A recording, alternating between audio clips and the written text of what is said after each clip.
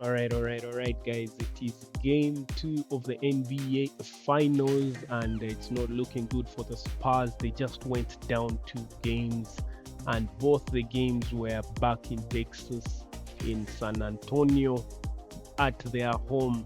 And of course, game two was a gut puncher, considering how they had to come back and then of course make some boneheaded mistakes by Victor Wembanyama, as we shall see in the final seconds of the game.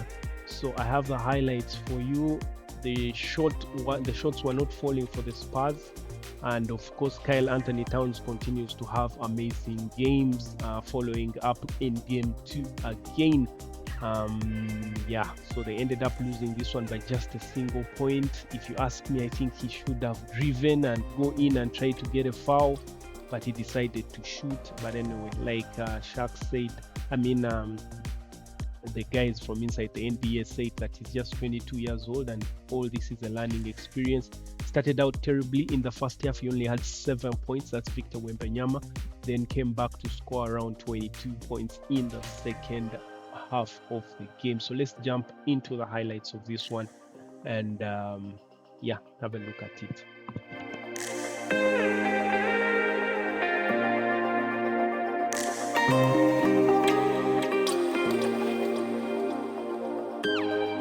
Now at this point, Victor Wembanyama pulls a back for the Spurs, giving them an edge.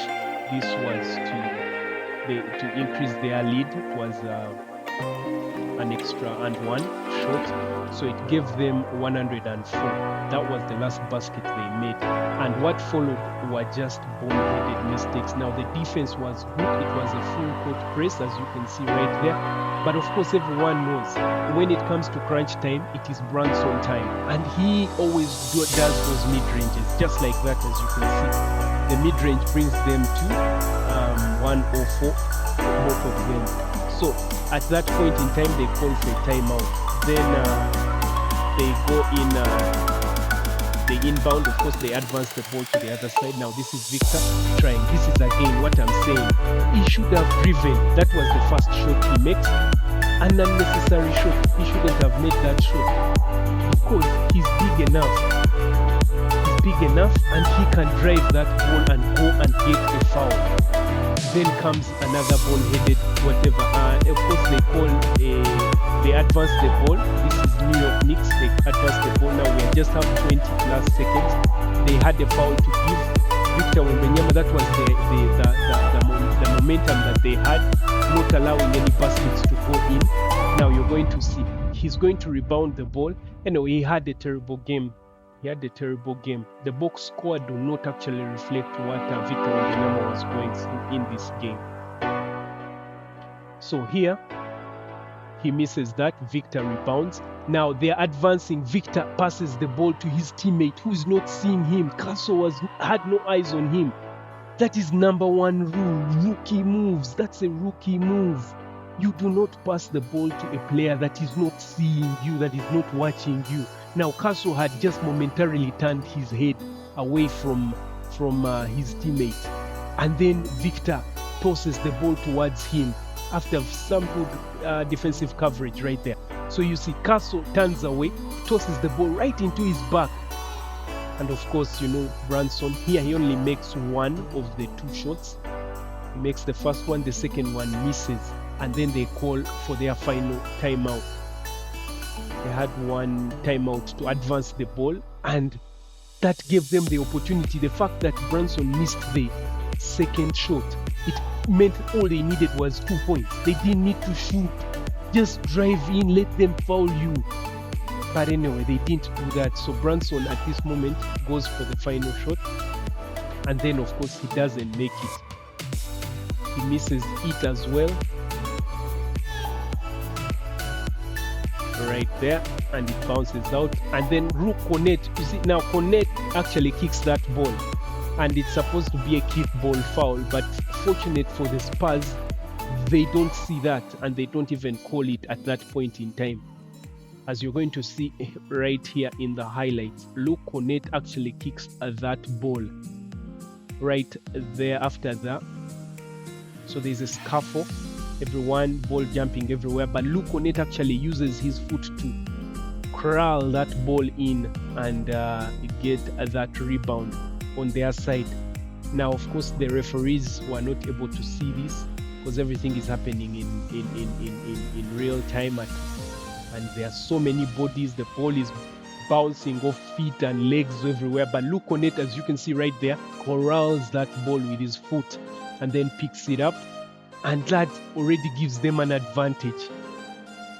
Now, you would think it's just 1 point. 1 point is nothing. Drive in, get fouled, or make the basket. Don't shoot. Shooting just makes it even harder. Now, if you ask me, I think they should have gone either to Fox, the Aaron Fox was in ascendance, or the rookie. I'm forgetting his name. That rookie, he had a very, very good game. I think around 20 points. No, I think 12 or 13 points. Now, they could have gone to those. Of course, Branson was on the bench, but they decided to go to Victor. Now, Victor, he had a terrible shooting night. He wasn't shooting. The balls were not falling for him. What I think he should have done was drive to the box, to the D, and not shoot. There was enough time on that clock, but he opted for a shot. And then, of course, that's how the cookie crumbles, and they ended up losing that one. Anyway, so there are 2 games down, and it's going to be really, really tough. And of course, the Knicks continue their 13 games straight playoff win. It's the second longest in NBA history, which of course is a record in itself. And they just can't seem to lose. So they are going home back in New York at the Garden. Now, we do not know how that will go, but it's basically an uphill climb now. From here onwards, the Spurs are on the back foot. They are on the back foot, and it's really going to take a hefty push from the Spurs, because this is really going to be tough. So yeah, if you ask me, I think he should have driven. Either Fox should have taken that or the rookie, but he decided to shoot the ball. Anyway, that's all in retrospect. And but yeah, he managed to bounce back. He had a terrible first half. He only had 7 points in the first half, and managed to score 20 plus in the second half. Dylan Harper is the rookie I was saying. Dylan Harper should have gone and scored that. He should have been the person they go to do the final shot right there. So yeah, that's how it ended. Just by a single point, Spurs lose their second game at home in the NBA Finals, 105 New York Knicks to 104 Spurs. Victor Wembanyama is still averaging high if you see the averages, but the Knicks are outscoring the Spurs 105, and of course the Spurs are on the ropes and they're struggling. Alright, that's it for now. It's just an analysis of the final seconds that were very, very crucial. It was a 1 point game.